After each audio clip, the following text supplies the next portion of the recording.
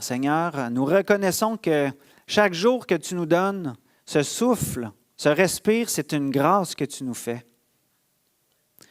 Seigneur, tu nous donnes l'occasion de te découvrir ton grand amour et de pouvoir le partager les uns aux autres.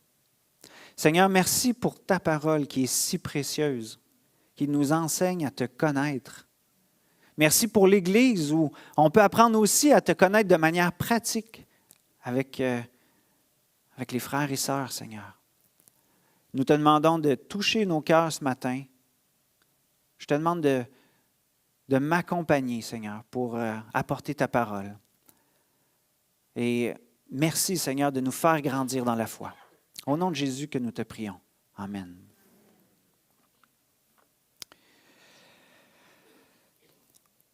Est-ce que vous avez déjà entendu quelqu'un dire qu'il est chrétien non pratiquant? Oups, je ne sais pas si je suis du bon bord. Ouais. Est-ce que vous avez déjà entendu ça, quelqu'un dire qu'il est un chrétien non pratiquant? Peut-être vous l'avez déjà dit vous-même. Ah, je suis chrétien, mais je ne suis pas pratiquant.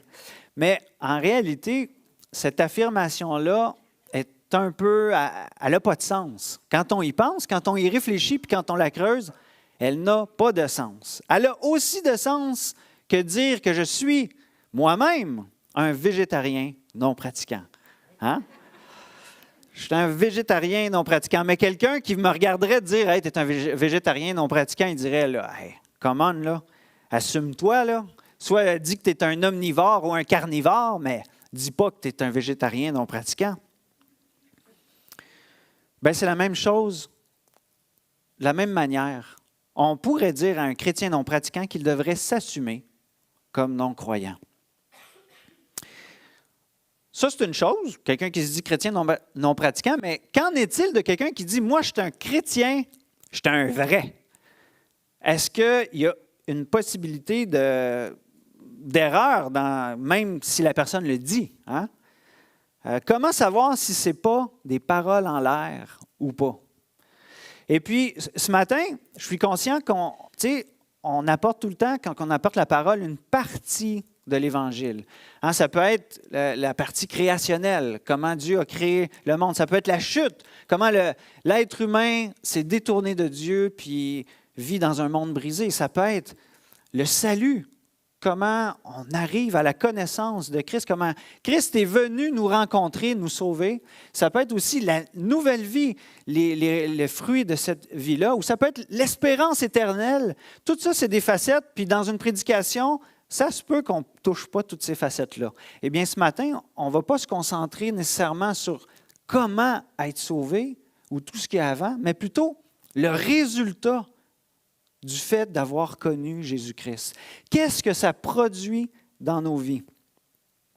C'est pour ça qu'on se pose la question, comment savoir si quelqu'un qui dit qu'il est un vrai chrétien, si c'est des paroles en l'air ou pas? Et c'est ce qu'on a commencé ensemble à découvrir dans la lettre de 1 Jean, à propos des caractéristiques des vrais croyants. Jean nous dit qu'il a écrit ces choses. Je vous ai écrit ces choses afin que vous sachiez que vous avez la vie éternelle, vous qui croyez au nom du Fils de Dieu. Romains 8,15 nous dit aussi ceci, « Nous n'avons pas reçu un esprit de servitude pour être encore dans la crainte, mais nous avons reçu un esprit d'adoption par lequel nous crions « Abba, Père ». Nous crions « Papa ». Avec cet esprit-là qui nous rassure. Et c'est tellement un beau privilège qu'on a de pouvoir avoir cette certitude que nous sommes sous la grâce de Dieu, que nous appartenons à Dieu.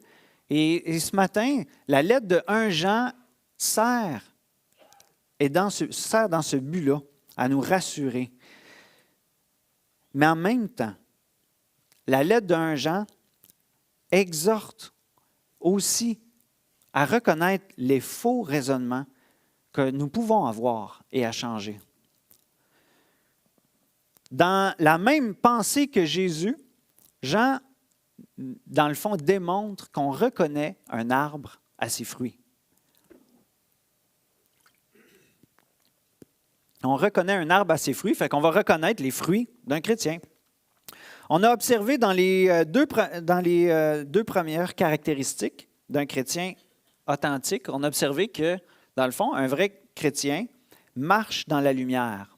Ça peut paraître un peu vague, mais c'est marcher dans la révélation de la volonté de Dieu. Dieu s'est fait connaître. Il a fait connaître sa volonté et c'est de marcher dans cette volonté-là. Et en plus, on a les Écritures que Dieu a préservées jusqu'à aujourd'hui et il va les préserver jusqu'à son retour pour nous permettre de marcher dans cette volonté-là. Donc, un chrétien va chercher à connaître la volonté de Dieu et à marcher dans la lumière. Et la deuxième caractéristique qu'on a vue ensemble, c'est qu'un vrai chrétien, un chrétien authentique, apprend à confesser ses péchés, à être libre de les mettre en lumière devant Dieu, sachant que nous avons son pardon qu'il nous a pardonné. Aujourd'hui, on va voir la troisième caractéristique d'un enfant de Dieu, qui est celle de respecter les commandements de Dieu. Alors, je vous invite à tourner dans la lettre de 1 Jean, au chapitre 2. On va commencer avec les versets 3 et 5 et ils vont être aussi affichés si vous n'avez pas votre Bible. 1 Jean 2, versets 3 à 5. Il est écrit ceci. « Si nous gardons les commandements de Christ, nous savons par là que nous l'avons connu. Celui qui prétend l'avoir connu, alors qu'il ne garde pas ses commandements, est un menteur, et la vérité n'est pas en lui. Mais l'amour de Dieu est vraiment parfait en celui qui garde sa parole. C'est à cela que nous reconnaissons que nous sommes en lui. » Jean, ici, vient clarifier qu'est-ce que la vraie connaissance de Christ. La connaissance de Christ, ce n'est pas limité à une connaissance intellectuelle, de savoir des choses sur Dieu, d'avoir, par exemple, lu la Bible, de connaître des versets. C'est plus que ça.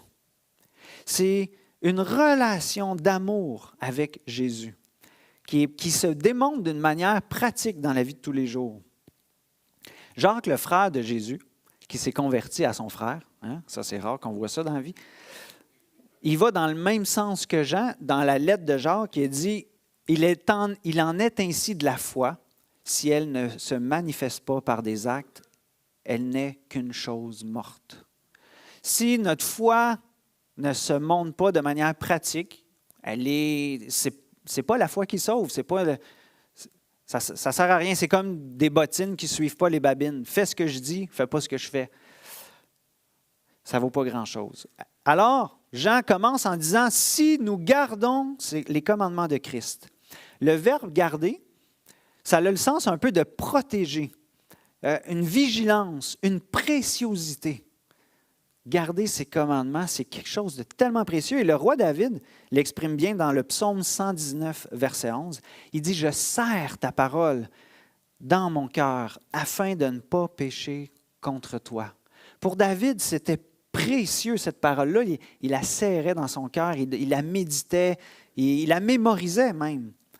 Plus loin, il va dire dans le psaume, dans le verset 127, « C'est pourquoi j'aime tes commandements, plus que l'or fin. » Pour lui, c'était plus précieux que toutes les richesses du monde. Et il ne courait pas après l'argent, il courait après les commandements de Dieu, il les aimait. Et il savait que dans ces commandements-là se trouvait la vie, se trouvait une vie ordonnée. Et quand on lit ça, ça nous rappelle qu'on a encore besoin d'apprendre à laisser l'Esprit Saint nous renouveler. Renouveler notre intelligence pour comprendre ces paroles-là. Parce que ça peut facilement avoir, obéir au commandement, obéir, ça sonne rigide, militaire, restrictif, à première vue quand on entend ça. Mais obéir au commandement de Dieu, ce n'est pas se placer sous une autorité capricieuse, restrictive, ni malveillante. Jacques 1,17, encore le frère de Jésus, qui dit « Toute grâce excellente, tout don parfait descendent d'en haut du Père des Lumières, chez lequel il n'y a ni changement, ni ombre de variation. » Donc Dieu, tout ce qui est bon vient de lui, puis en plus, il ne change pas d'idée, il ne se lève pas d'un mauvais pied le matin pour « là, aujourd'hui, ça suffit, vous allez avoir des mauvaises choses. Fait que tous les commandements qu'il nous donne, même si parfois ce n'est pas facile, ça ne veut pas dire que c'est facile un commandement que Dieu nous donne, mais c'est tout le temps pour notre bien. Tout le temps pour notre bien.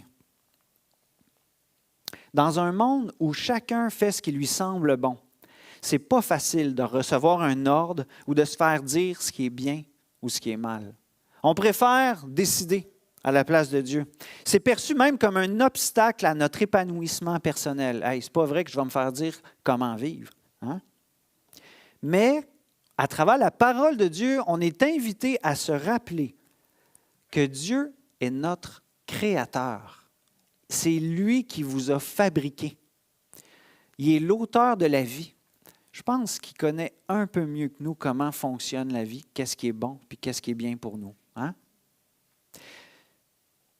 J'ai commencé à découvrir ça à ma conversion. Puis je dis j'ai commencé parce qu'il y a quelques années, j'aurais dit j'ai découvert ça, mais je me rends compte que c'est un processus de découvrir cette idée-là que Dieu est bon.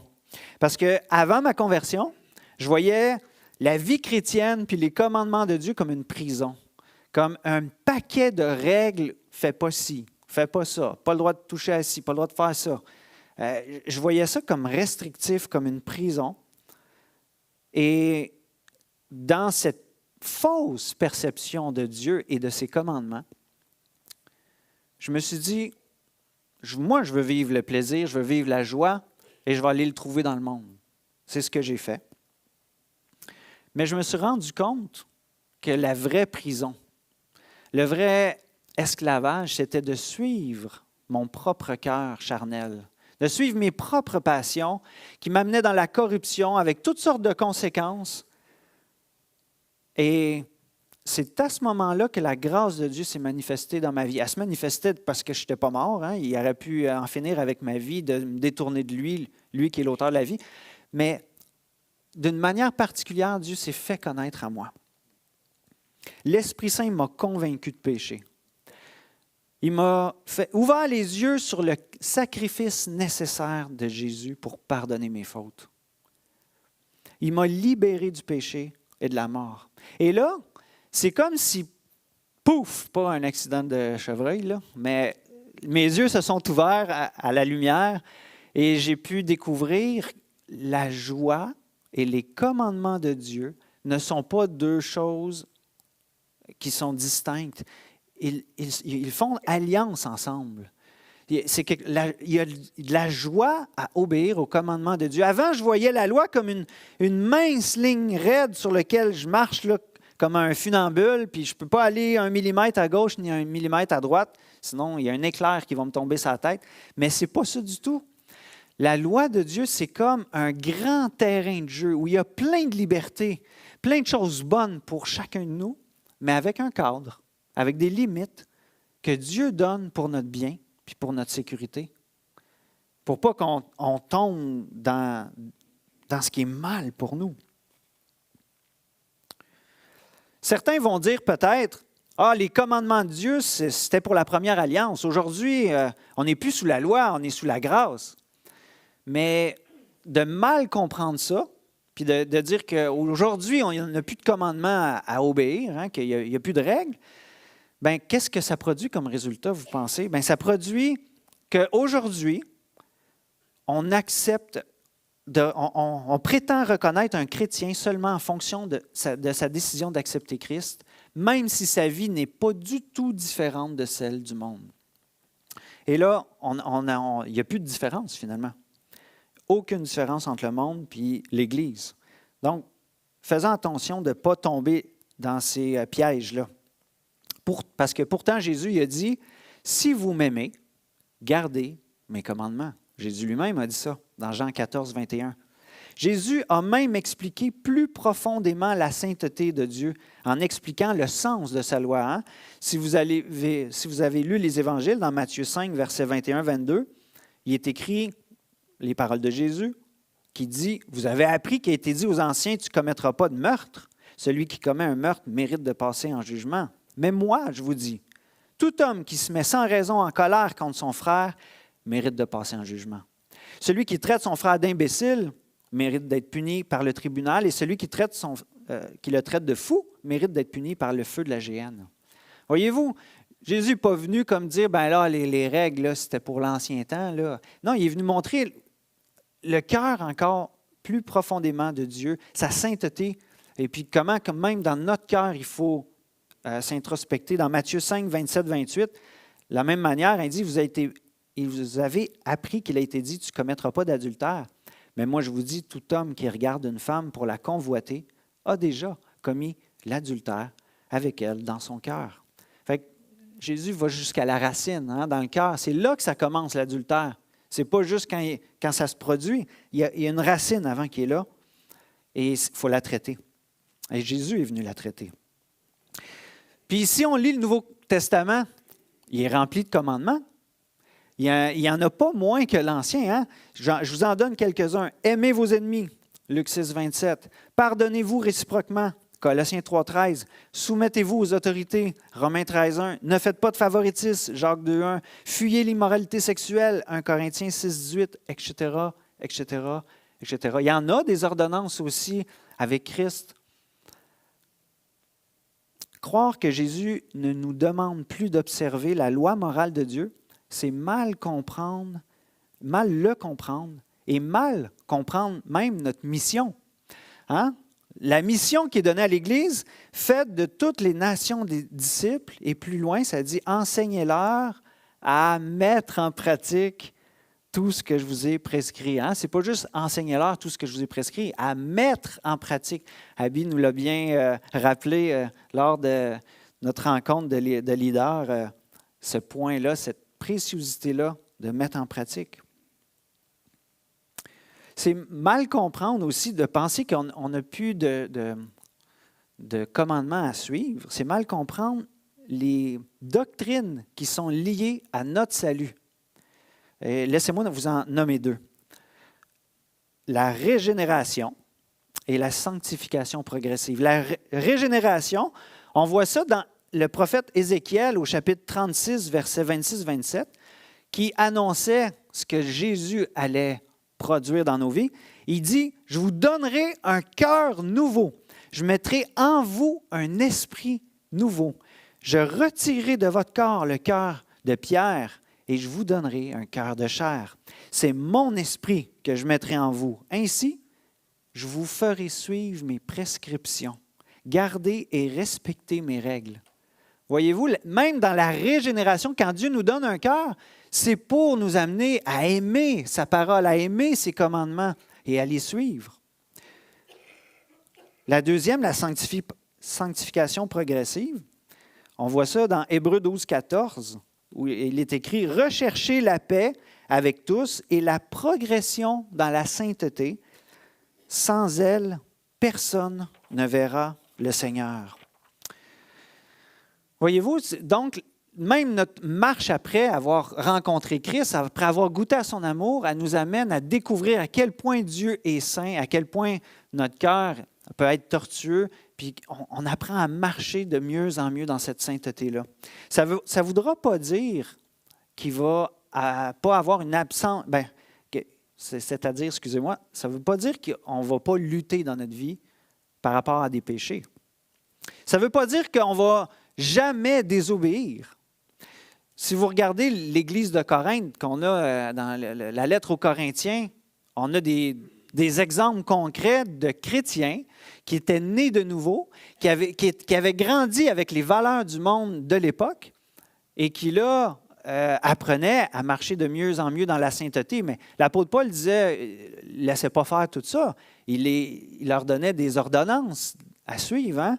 S'ils vivaient des jalousies, de l'immoralité, des excès dans cette Église-là, l'apôtre Paul prenait soin de les éduquer avec les commandements de Dieu pour qu'ils puissent apprendre à les aimer, les commandements de Dieu, puis à se détourner de leur ancienne manière de vivre.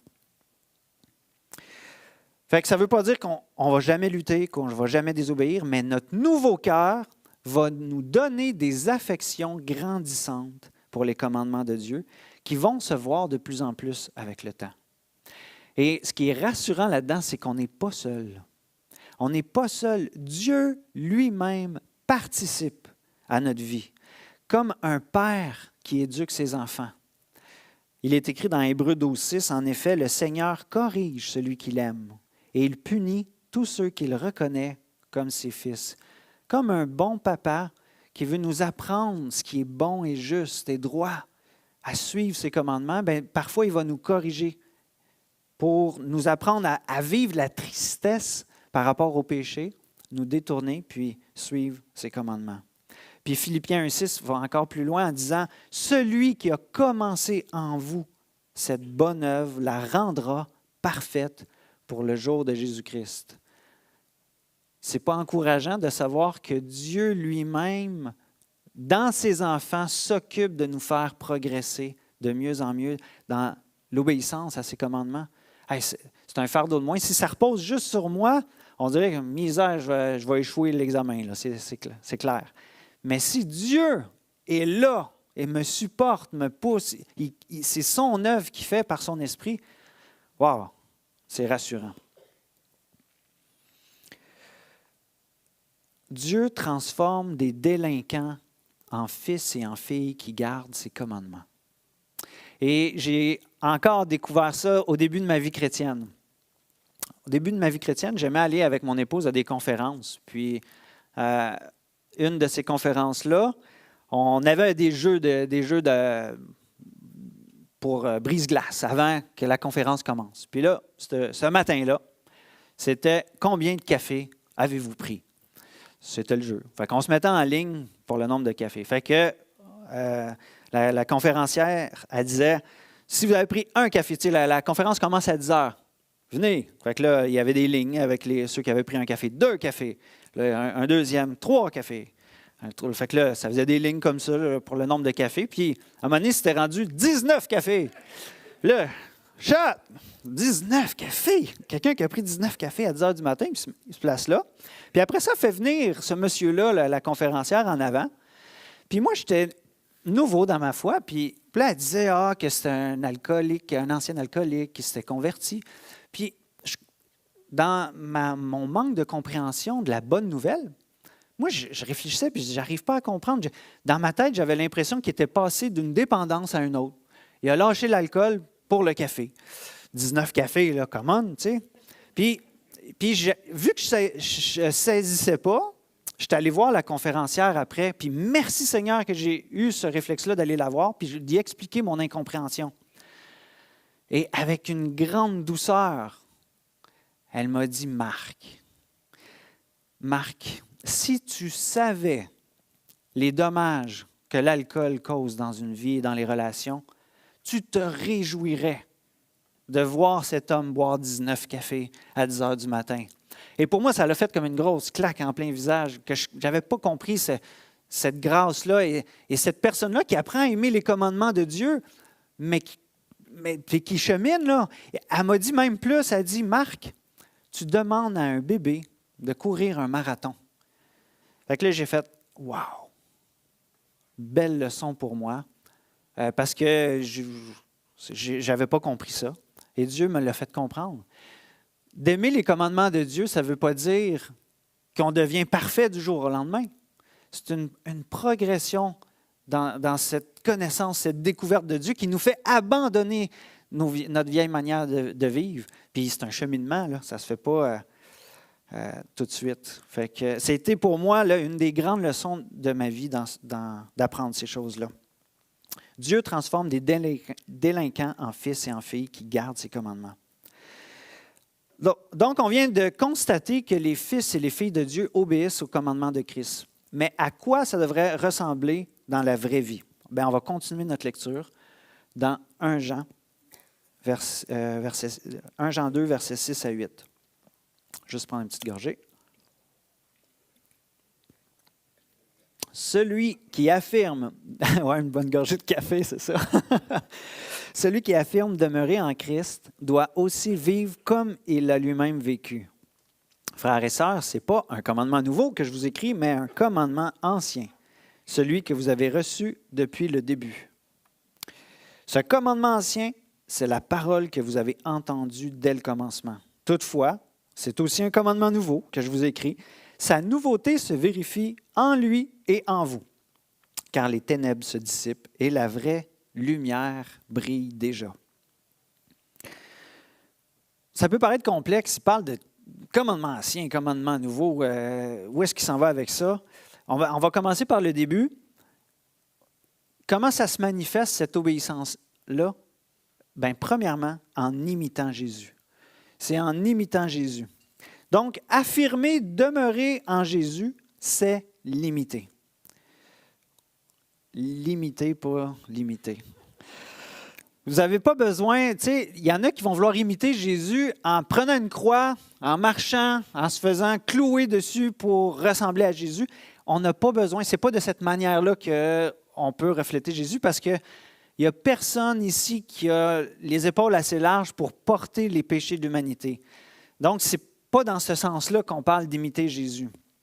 Parce que des fois, vous avez peut-être déjà vu ça à la télé, des gens qui se font carrément crucifier pendant quelques heures là, pour essayer de ressembler à Jésus.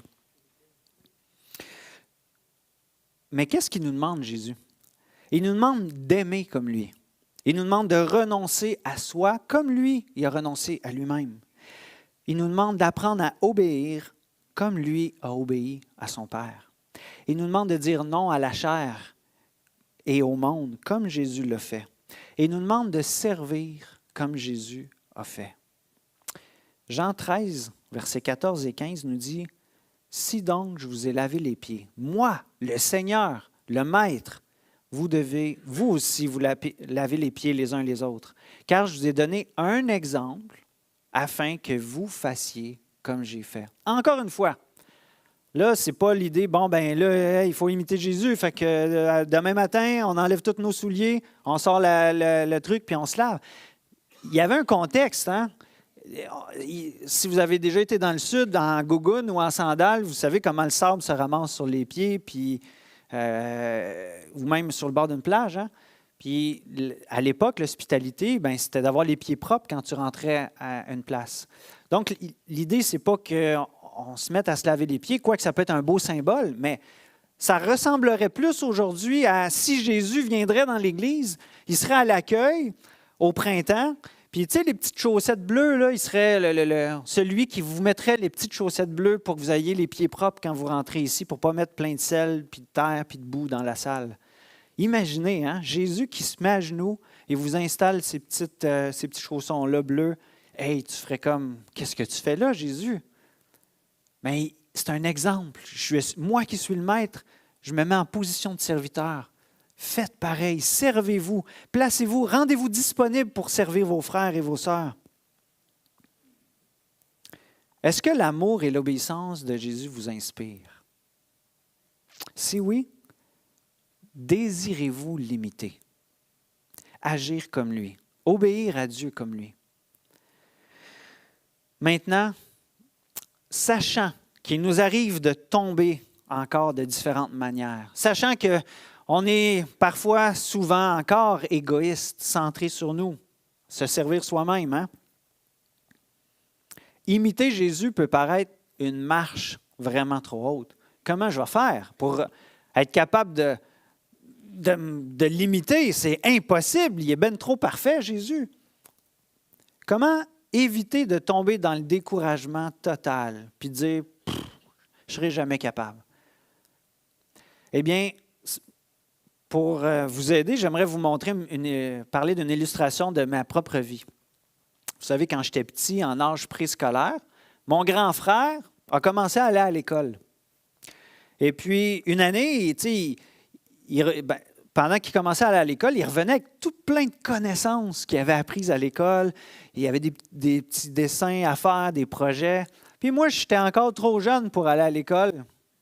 Puis je voyais tout ça, puis je l'enviais. J'avais le goût, moi aussi, d'aller à l'école. Fait qu'un matin, je l'ai vu partir pour l'autobus. J'ai dit, c'est mon heure. J'ai pris le premier sac que je trouvais. J'ai parti à courir. Et ma mère n'a même pas eu le temps de rien voir. Et j'étais en train littéralement d'escalader les escaliers de l'autobus pour me rendre moi aussi à l'école. Le chauffeur d'autobus a dû trouver ça bien cute, puis ma mère a dû être un peu essoufflée à essayer de me rattraper ce matin-là. Mais cette image-là, c'est un peu cette idée-là d'imiter Jésus, notre grand frère. Jésus est notre grand frère. Et on sait qu'on n'atteindra jamais le niveau du maître, on ne sera jamais à sa hauteur, mais on peut avoir ce cœur-là qui cherche à lui ressembler, à l'imiter, comme moi avec mon grand frère pour l'école. Maintenant, qu'est-ce que Jean veut dire par la comparaison du commandement ancien et le commandement nouveau? Bien, on le voit ici. On sait que Dieu est amour, hein? Et qu'il aime son peuple depuis le début. Les Écritures nous montrent à quel point Dieu poursuit constamment l'humanité de son amour. Comment il le démontre en choisissant un peuple qui n'était pas mieux que les autres et qui a décidé de l'aimer puis d'être un exemple là-dedans. Mais jamais l'amour n'a été aussi loin que l'amour de Jésus qui a manifesté à notre égard. Si vous lisez toute l'histoire de l'humanité, là, vous voyez l'amour de Dieu, mais quand vous lisez l'histoire de Jésus, c'est un autre niveau. C'est une expression particulière de l'amour de Dieu pour toi. Jamais un amour aussi parfait n'a été donné dans l'histoire de l'humanité. Le roi des rois, le Créateur s'abaisse comme un serviteur, comme un esclave pour servir ses disciples et laver leurs pieds. Il accepte d'obéir à la volonté de son Père en étant faussement accusé pour son peuple. Humilié, meurtri, en souffrant jusqu'à la mort de la croix pour nos fautes. La Bible dit dans Romains 5,8, « Dieu prouve son amour envers nous en ce que lorsque nous étions encore des pécheurs, Christ est mort pour nous. » Alors que je ne me préoccupais même pas de Dieu et que je marchais dans mon péché, Dieu, lui, a décidé de venir mourir à ma place, de subir la colère de Dieu à ma place, alors que j'agissais de manière hostile à Dieu par mes agissements. Il a payé ma dette. Et il l'a fait pour toi aussi. Avant de mourir, Jésus a dit à ses disciples, « Je vous donne un commandement nouveau. Aimez-vous les uns les autres, comme je vous ai aimé. Vous aussi, aimez-vous les uns les autres. » Ça nous amène à notre deuxième manière d'exprimer notre obéissance, aimer les frères et sœurs. Aimer les frères et sœurs. Continuons notre lecture dans 1 Jean 2, versets 9 à 11. Celui qui prétend être dans la lumière tout en détestant son frère est encore dans les ténèbres. Celui qui aime son frère reste dans la lumière et il n'y a en lui rien qui puisse le faire trébucher. En revanche, celui qui déteste son frère est dans les ténèbres. Il marche dans les ténèbres sans savoir où il va parce que les ténèbres ont aveuglé ses yeux. Dans cette première partie, Jean il explique le test de l'amour surnaturel de ceux qui se disent être chrétiens. À l'époque de Jean, les faux enseignements prétendaient posséder une connaissance supérieure de Dieu, mais cette connaissance produisait de l'orgueil, du mépris, voire de la haine envers les gens de l'Église qui, pour la plupart, venaient de, peut-être étaient des esclaves ou de la classe ouvrière normale. Et là, il y avait cette attitude-là envers eux, en disant, nous autres, on est instruits, on a une connaissance supérieure. Et Jean vient dire que ces gens-là, qui prétendaient professer connaître Christ, dans le fond, étaient dans les ténèbres et étaient aveugles même sur leur propre situation spirituelle. Jésus nous commande de s'aimer les uns les autres avec dévouement et renoncement à soi. Comment le pratiquer volontairement? Eh bien, certains vont le faire en écrivant des lettres d'amitié. D'autres vont faire des paniers de nourriture pour leur prochain. D'autres vont donner des transports pour quelqu'un qui a besoin d'aller à l'hôpital. Certains vont aller visiter les malades. D'autres vont préparer des repas quand quelqu'un en a besoin. D'autres vont s'abstenir de se venger quand ils sont blessés par un frère ou une sœur. Ils vont décider de ne pas garder rancune. Ils vont choisir de ne pas mentir, de ne pas voler, de ne pas commettre l'adultère, de ne pas porter de faux témoignages ou de faire quoi que ce soit qui puisse nuire au bien-être de nos frères et sœurs dans l'Église. Et j'ai la joie de pouvoir dire que ces choses-là, je les vois se pratiquer dans l'Église. Je vois l'amour de Christ parmi vous, mes frères et sœurs. Et cet amour-là exige que nous entrions réellement en relation avec le peuple de Dieu, qu'on cherche à connaître les besoins les uns des autres et à mieux se servir. Mais surtout, ce commandement-là exige qu'on puise sa force dans l'amour de Dieu, dans cet amour qu'il nous a donné. Jean 13, 34 à 36, je le répète. « Aimez-vous les uns les autres comme je vous ai aimé. C'est à cela que tous reconnaîtront que vous êtes mes disciples, à l'amour que vous avez les uns pour les autres. » Donc, en conclusion, et j'invite les musiciens à s'avancer, en conclusion ce matin, on est confronté personnellement.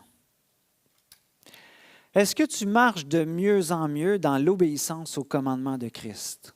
Est-ce que tu désires lui obéir? Est-ce que tu cherches à imiter Jésus, à marcher comme lui? Est-ce que tu aimes sincèrement tes frères et sœurs dans l'Église pour les servir? Ou est-ce que tu tombes plus dans l'accusation contre elles, dans l'idée de te tenir en dehors de l'Église? Tu es peut-être devant un défi de taille ce matin. Peut-être que tu réalises que tu as de la difficulté à obéir à certains commandements de Dieu ou que tu manques d'amour envers certains frères et sœurs. Dieu, il t'invite premièrement à découvrir tout l'amour que Dieu a eu pour toi et pour les frères et sœurs dans l'Église. Dieu t'invite à te tourner vers son amour, à croire que Dieu t'aime de tout son cœur. Il t'invite aussi à faire confiance à ses commandements, à choisir d'aimer ses commandements et ainsi développer de mieux en mieux ton obéissance. Dieu t'invite aussi, malgré les nombreuses faiblesses et échecs moraux de l'Église, à continuer de l'aimer comme Christ l'aime, à la pardonner, à t'engager à son service pour son progrès et pour sa gloire future. Parce que ce que Dieu a commencé en nous, il va le rendre parfait pour le jour de Jésus-Christ. Amen. Prions. Oh Seigneur grand Dieu, quand nous lisons ces choses, nous nous sentons tellement petits, tellement faibles. Seigneur, quand nous lisons ta parole, nous voyons nos échecs, nos manquements, nos difficultés.